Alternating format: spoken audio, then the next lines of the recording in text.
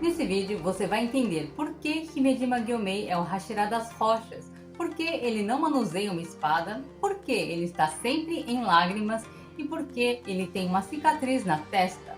Tudo tem ligação com Buda e 3 personagens da história do Japão.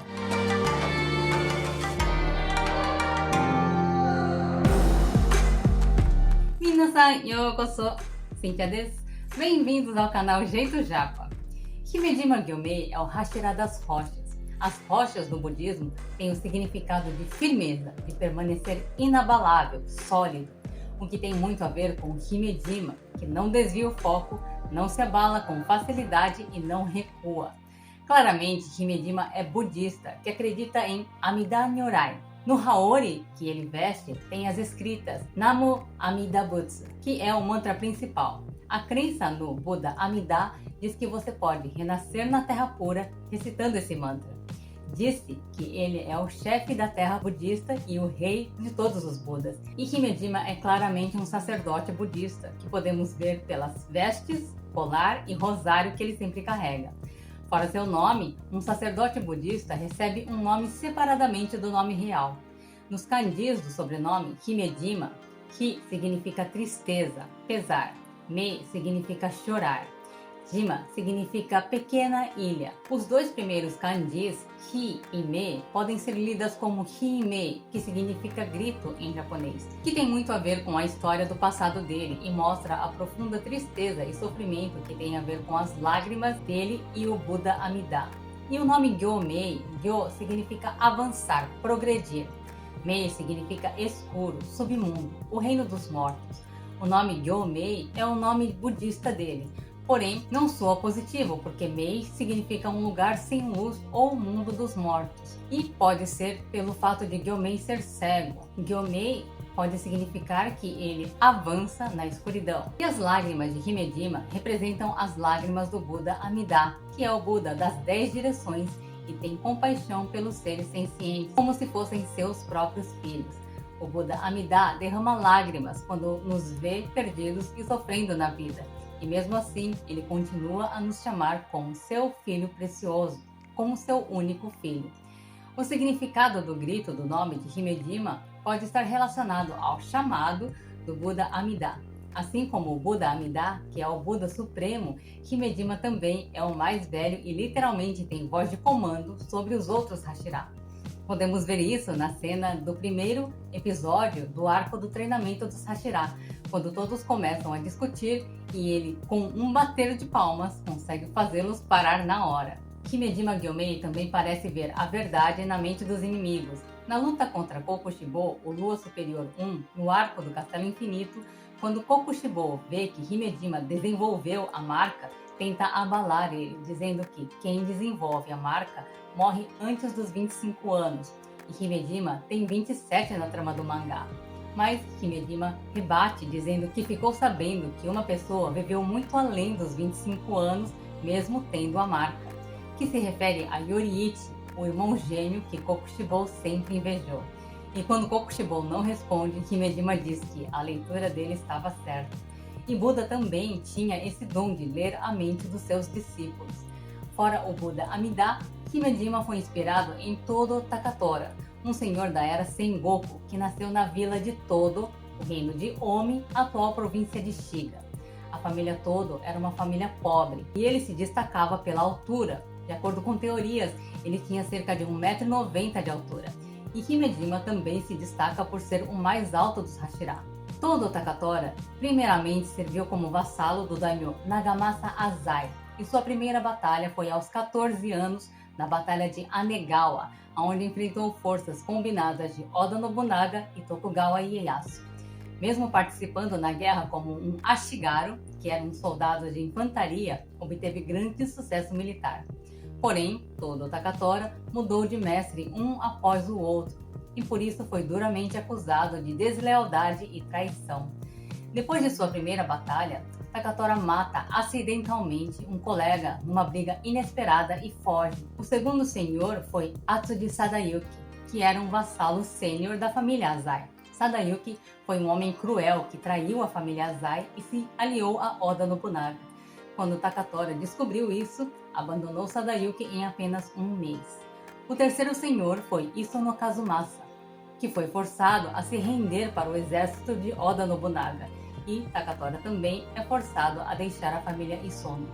O quarto senhor foi Tsuda Nobusumi, um vassalo de Oda Nobunaga. Porém, pelo fato de não ser recompensado pelas suas conquistas, abandonou Tsuda. O quinto senhor foi Toyotomi Hidenaga, o irmão mais novo de Toyotomi Hideyoshi, que alcançou muitas conquistas, além de se tornar o quinto na posição sênior e ser reconhecido pela corte imperial. Após a morte de Toyotomi Hidenaga, ele trabalhou duro para promover seu sucessor, Toyotomi Hideyasu.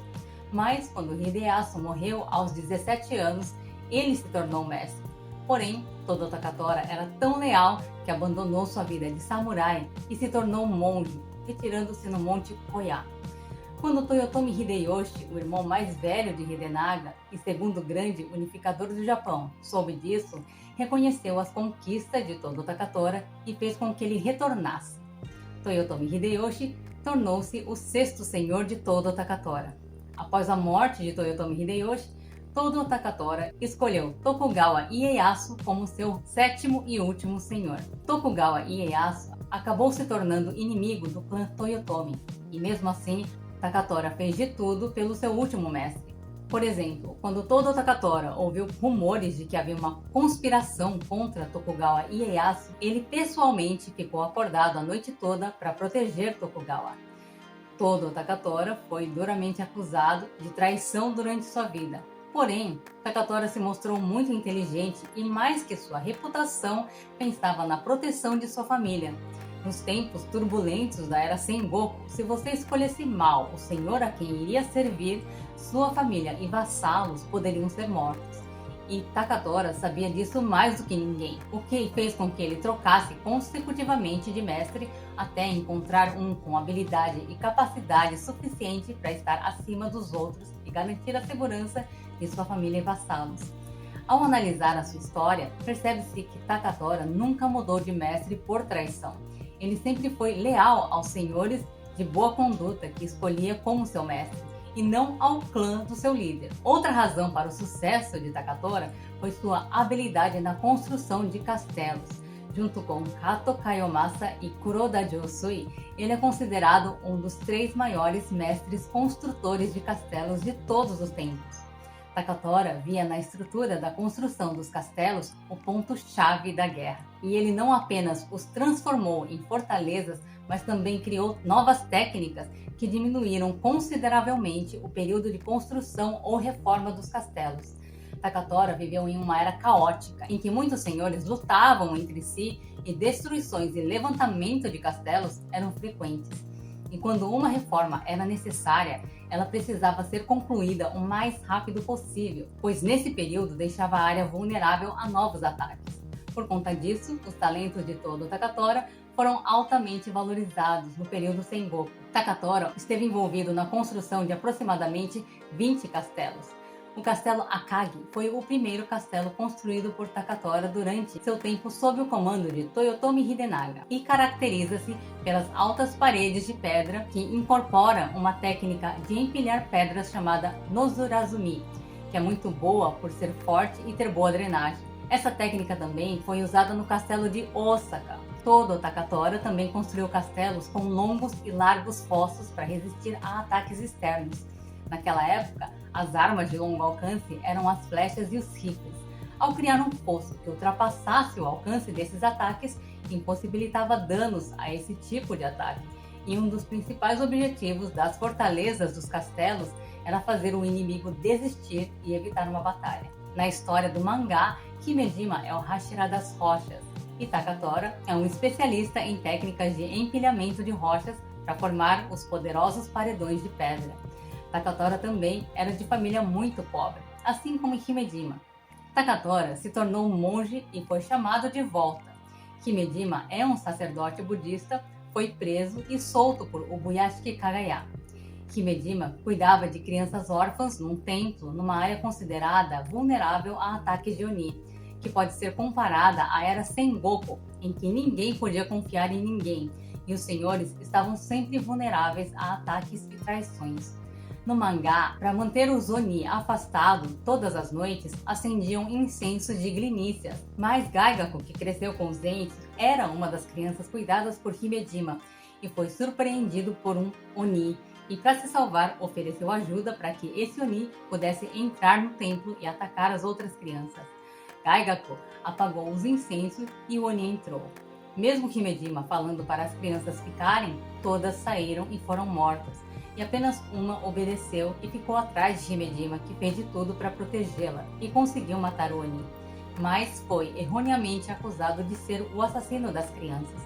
E Himejima se sente traído. As crianças representam as falsas acusações que todo Takatora sofreu durante a sua vida e no final da história do mangá, quando as crianças apareceram para Himejima, todas elas se explicam, falando que não o traíram e que saíram para chamar por ajuda. Assim como na história de todo Takatora, que nunca abandonou os senhores a quem serviu por traição. E Gaigaku literalmente representa Atsuji Sadayuki, que foi o senhor que Takatora serviu, mas o abandonou porque ele traiu seu líder. O fato de Himejima não usar uma espada Nichirin é provavelmente para ser fiel à imagem de Takatora, porque há teorias que dizem que ele não era bom em manusear uma espada.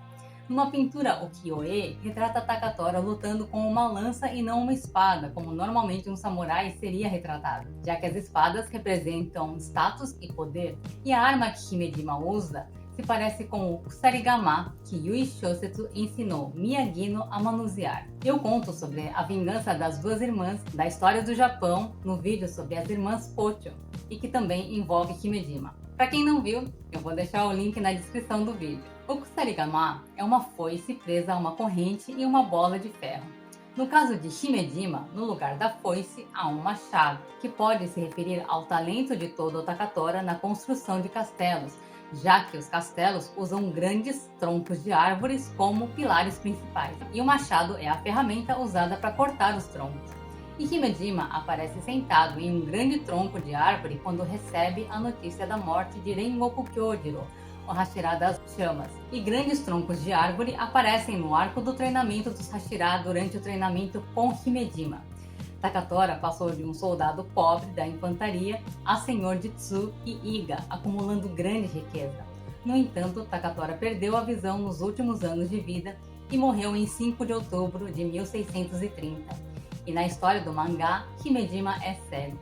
Segundo teorias, mais de 200 anos após a morte de Todo Takatora, um outro grande guerreiro saiu da mesma família dele. Todo Heisuke foi um espadachim no final do período Edo do Japão. Heisuke era conhecido dos espadachins que juntos viriam a se tornar membros do Ronigumi, os famosos Shinsengumi, e se tornou um dos líderes mais jovens do grupo junto com Hajime Saito. Quem curte o anime Rurouni Kenshin, o Samurai X, já ouviu esse nome, né? Durante seu período no Shinsengumi, Heisuke ocupou cargos importantes como vice-comandante assistente e chefe da 8ª Divisão, aos 19 anos de idade. No incidente Ikedaya, ele foi uma das primeiras 4 pessoas a atacar, e houve uma luta feroz no jardim contra um samurai Ronin que desceu do primeiro andar na tentativa de escapar.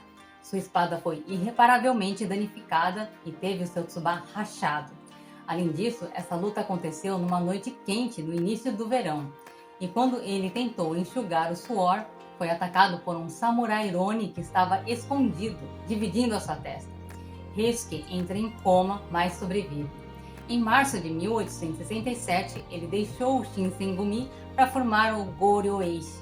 Porém, se tornam inimigos dos Shinsengumi e um pretendia eliminar o outro. O comandante do Shinsengumi, ao planejar um ataque aos soldados Goryo-eishi, deu ordem de não matar Heisuke, porque reconhecia seu talento e pretendia trazê-lo de volta. Porém, um samurai novato do Shinsengumi, que não conhecia Todo Heisuke, acabou matando num ataque em conjunto. A referência de Todo Heisuke em Himejima está na cicatriz de sua testa, que é descrita como um corte profundo das sobrancelhas até o ouvido esquerdo. E como não há descrição mais detalhada, acredita-se que a autora fez as duas possíveis versões em Himejima, que já tem a cicatriz na testa devido à luta com o primeiro Oni, e outra feita na luta contra Kokushibo, que atravessa o rosto de Himejima na diagonal. Sabe-se que Reisuke foi gravemente ferido em uma dessas duas versões, o corte horizontal e o corte inclinado. E é isso, se gostou do conteúdo, curta, comente, compartilhe, se inscreva e acione o sininho para ser notificado sempre que um vídeo novo for ao ar. Saigo ma deご覧いただきありがとうございました。次回も見てください。またね。バイバイ。